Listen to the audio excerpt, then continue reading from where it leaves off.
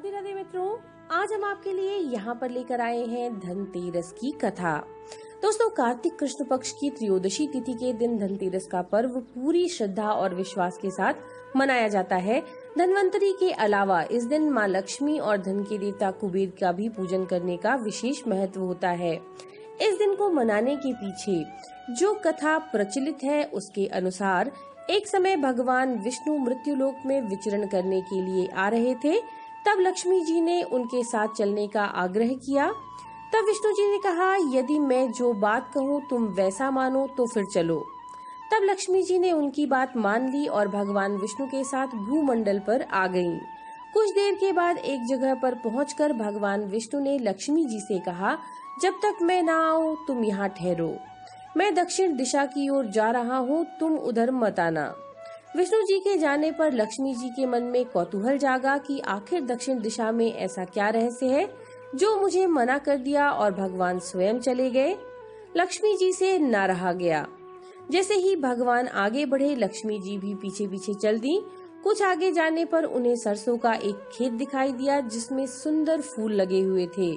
सरसों की शोभा देखकर वे मंत्रमुग्ध हो गईं और फूल तोड़कर अपना श्रृंगार करने के बाद आगे बढ़ीं।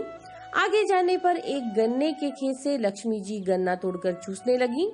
उसी क्षण विष्णु जी आए और ये देखकर लक्ष्मी जी पर नाराज हो गए और उन्हें शाप दे दिया कि मैंने तुम्हें इधर आने को मना किया था पर तुम ना मानी और किसान की चोरी का अपराध कर बैठी। अब तुम इस अपराध के प्रायश्चित में इस किसान की 12 वर्ष तक सेवा करो। ऐसा कहकर भगवान उन्हें छोड़कर क्षीर सागर चले गए। तब लक्ष्मी जी उस गरीब किसान के घर पर रहने लगी। एक दिन लक्ष्मी जी ने उस किसान की पत्नी से कहा कि तुम स्नान कर पहले मेरी बनाई गई इस देवी लक्ष्मी का पूजन करो, फिर रसोई बनाना, तब तुम जो मांगोगी मिलेगा। किसान की पत्नी ने ऐसा ही किया। पूजा के प्रभाव से और लक्ष्मी जी की कृपा से किसान का घर दूसरे ही दिन से अन्न धन रत्न स्वर्ण आदि से भर गया। लक्ष्मी जी ने किसान को धन धान्य से पूर्ण कर दिया और किसान के 12 वर्ष बड़े आनंद से कट गए। फिर 12 वर्ष के बाद लक्ष्मी जी जाने को तैयार हुई। विष्णु जी लक्ष्मी जी को लेने आए तो किसान ने उन्हें भेजने से इनकार कर दिया।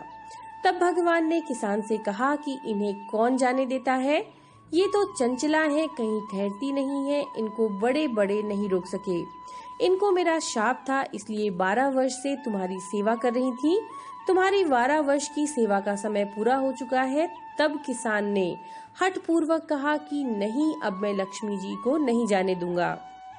तब लक्ष्मी जी ने कहा, हे किसान, तुम मुझे रोकना चाहते हो तो मैं जैसा कहूँ वैसा करो। कल तेरस है, तुम कल घर को लीप पोत कर स्वच्छ करना, रात्रि में घी का दीपक जलाकर रखना और सायंकाल में मेरा पूजन करना और एक तांबे के कलश में रुपए भरकर मेरे लिए रखना। मैं उस कलश में निवास करूंगी, किंतु पूजा के समय मैं तुम्हें दिखाई नहीं दूंगी।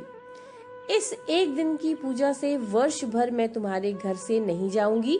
ये कहकर वह दीपकों के प्रकाश के साथ 10 दिशाओं में फैल गईं।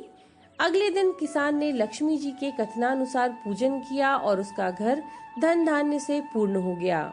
इसी कारण से हर वर्ष तेरस के दिन लक्ष्मी जी का पूजन होने लगा। तो ये थी धनतेरस की कथा।